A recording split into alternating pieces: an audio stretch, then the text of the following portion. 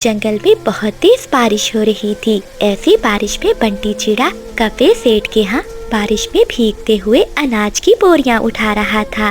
अरे ओ बंटी, जल्दी कर, तुझसे एक बोरी नहीं उठाई जा रही। अपने साथ के दूसरे पक्षियों को तो देख, कितनी बड़ी बड़ी बोरियां उठाकर गोदाम में रख रहे हैं और तू कछुए की तरह आराम से चल रहा है। ऐसे काम करेगा तो तुझे पगार नहीं मिलेगी। ये बात सुनकर बंटी चिड़ा रोने लगता है और कफे सेठ से कहता है, नहीं नहीं सेठ जी, मेरी पगार मत काटना, मैं अब जल्दी जल्दी काम करूँगा। थोड़ी देर तक सभी पक्षी अपना अपना काम खत्म कर लेते हैं और फिर सभी पक्षी कफे सेठ से पगार लेने आ जाते हैं।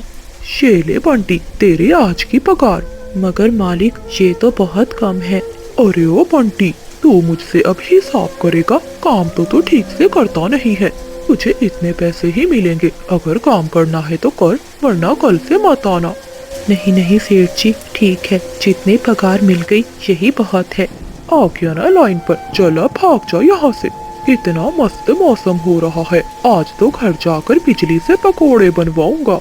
ऐसा कहते हुए बादल कौवा अपनी हवाई मोटर में बैठकर घर चला जाता है। बाकी भी मजदूर पक्षी छाता लिए अपने घर की ओर जाने लगते हैं। बंटी चिड़ा ठंड में कांपते हुए तोते के पास जाता है। तोते यार, मुझे भी आज अपने साथ ले जाओ, मेरे पास छाता नहीं है, मेरा घर थोड़ी दूर ही है। बहुत ठंड लग रही है, पर साथ में भीग गया हूँ। नहीं नहीं बंटी यार, मुझे माफ करना, तुम्हारा घर मेरे घर से बहुत दूर है, और तो और तुम्हारा घर नदी के पास है। तुम्हें तो पता है, वहाँ बारिशों के दिनों में पानी बहुत ऊपर आ जाता है, वहाँ तो कभी भी बाढ़ आ सकती है। तुम अकेले चले जाओ, मैं नहीं जा सकता। न कहते हुए तोता अपना छाता लिए वहाँ से चला जाता है और बंटी चिड़ा भी बारिश में भीगते हुए अपने घर की ओर निकल जाता है। कोमल बहू, देख, यहाँ बहुत पानी टपक रहा है, एक बाल्टी लाकर यहाँ रख दे। माँ जी, अब तो घर में एक बाल्टी भी नहीं बची। ना जाने, आज तो बारिश सुबह से बरस रही है, एक पल के लिए भी आराम नहीं मिल रहा। हाँ, पिताजी आ गए, पिताजी आ गए। घर आकर बंटी चिड़ा अपने घर को देखकर चिंता में पड़ जाता है। माँ, आज तो घर में पानी कुछ ज्यादा ही बढ़ गया है। कोमल, एक बाल्टी मुझे दो, मैं भी पानी निकालता हूँ। पति जी, आप तो सारा दिन के थके हारे आए हैं, हम कर लेंगे। थोड़ा सा पानी कम हो जाए तो मैं सबके लिए भोजन भी बना दूंगी। माँ, पिता की तबीयत कैसी है? बेटे, तुझे तो पता है, तेरे पिता अब चल फिर नहीं सकते, बस घोंसले में ही लेटे रहते हैं। दवा मैंने दे दी है, बस आराम कर रहे हैं। जंगल के सभी पक्षियों ने अपने पक्के मजबूत घर बना लिए थे, जबकि बंटी चिड़ा अपने परिवार को लिए नदी के किनारे एक पेड़ पर घर बनाकर रह रहा था। गर्मी और सर्दी के मौसम में तो पानी का बहाव कम रहता था, लेकिन बारिश के मौसम में पानी का बहाव बहुत तेज हो जाता था। सारा दिन बारिश होने के बाद रात को बारिश रुक जाती है। बहू, जाकर रसोई में देख कि अनाज पड़ा है कि नहीं, कहीं वो भी बारिश के पानी में भीग तो नहीं गया। नहीं माँ जी, मैंने राशन ऊंचे में रख दिया था, मैं अभी सबके लिए भोजन बना कर लाती हूँ। फिर कोमल चिड़िया रसोई में जाती है और भोजन बनाती है। वो पूरा परिवार रूखा सूखा भोजन खाता है। बेटे, अब हमें अपना पक्का घर बनवा लेना चाहिए, जरा देखो तो, कभी भी टूट सकता है। हाँ माँ, मैं क्या करूँ, बारिशें बहुत तेज हो रही है, ऐसी बारिशों में काम करना बहुत मुश्किल है।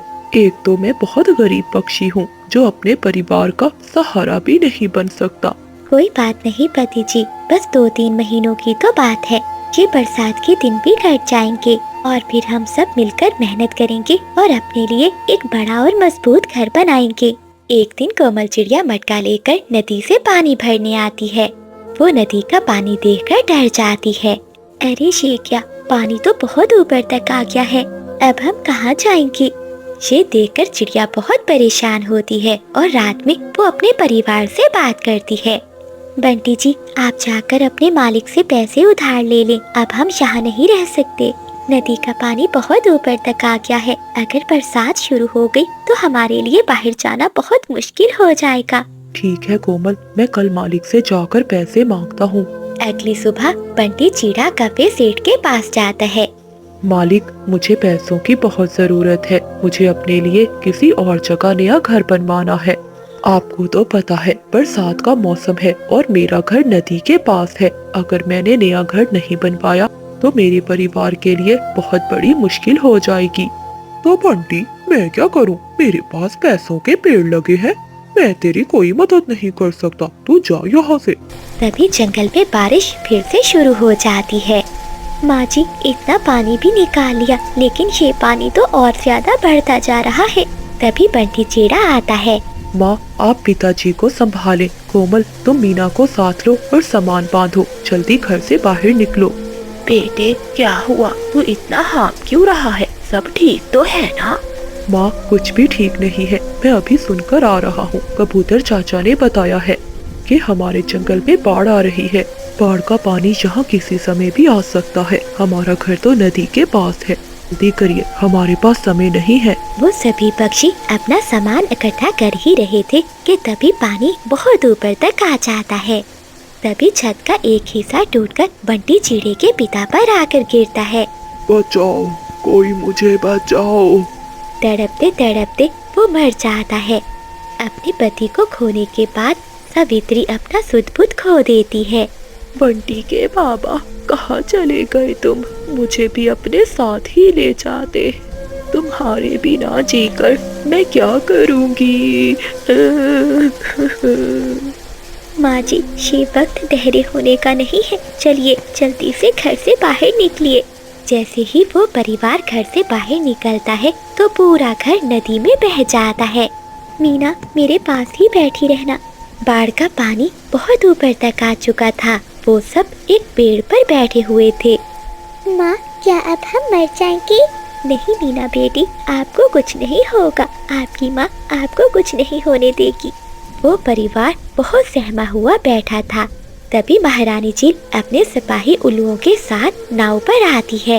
पक्षियों, घबराओ नहीं, हम सब आपको बचाने आए हैं। नाव को देखकर उस परिवार की टूटी हुई आशा फिर से जुड़ जाती है। कुछ ही देर में चील के सिपाही उल्लू उन सभी पक्षियों को बचाकर नाव में बिठा देते हैं। ऐसे चील महारानी पूरे जंगल में फंसे हुए पक्षियों को बचाती है और उन्हें सुरक्षित जगह पर ले जाती है। वहाँ ढेर सारे पक्षी थे जिन सब के घर बारिश में टूट चुके थे। देखो पक्षियों, तुम सब दाना खाओ और आराम करो। अब किसी बात की चिंता मत करना। जिन पक्षियों के घर भी टूट गए हैं, मैं उन सबको नए घर बनवा दूंगी और आप सब पक्षियों को काम दूंगी। ये बातें सुनकर सभी पक्षियों को तसल्ली होती है और कुछ ही दिनों के बाद चील महारानी उन सब पक्षियों के लिए नए घर बनवा देती है और उन सब पक्षियों को काम भी देती है।